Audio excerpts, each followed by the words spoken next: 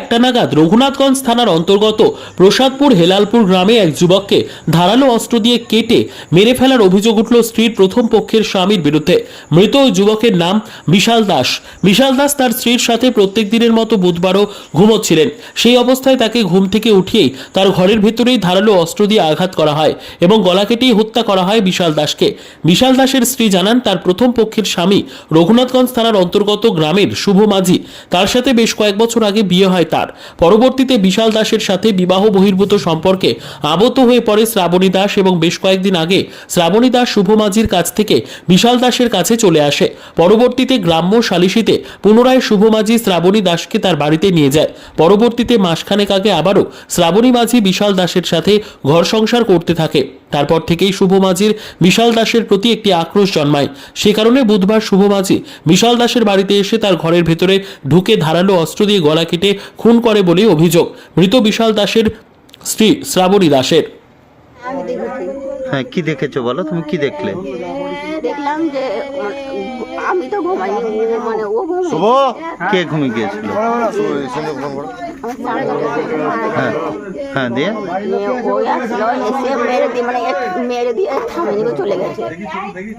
কি করে, কি মারলো, কি মানে খাটের এই ওরে ঘুমিয়েছিল তো, হ্যাঁ খাটের ওরে ঘুমিয়েছিল, হ্যাঁ নিয়ে ঘুমিয়ে কিসে করে কাটলো, কিসে করে? ওইটা দেখতে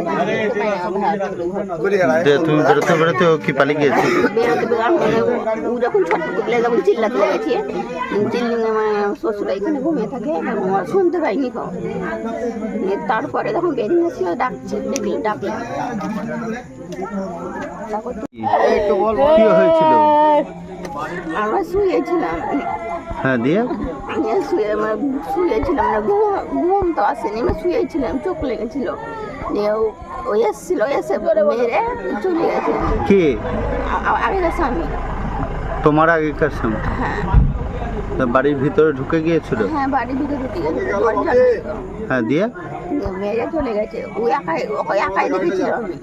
আমি কি নিয়ে এসেছিল, কি নিয়ে? ওইটা দেখিনি। ওইটা তোর নাম কি? ওই শুভ মাঝি। কোথায়? ডাক নাম পিকু বলে ডাকে। বাড়ি কুড়লি। ওই এসে কেটে দিয়ে গেল? হ্যাঁ, ওই এসেছিল। তো কতদিন আগে তোমাদের বিয়ে হয়েছিল? কতদিন আগে? ওইটার সাথে হ্যাঁ, 7 বছর হবে।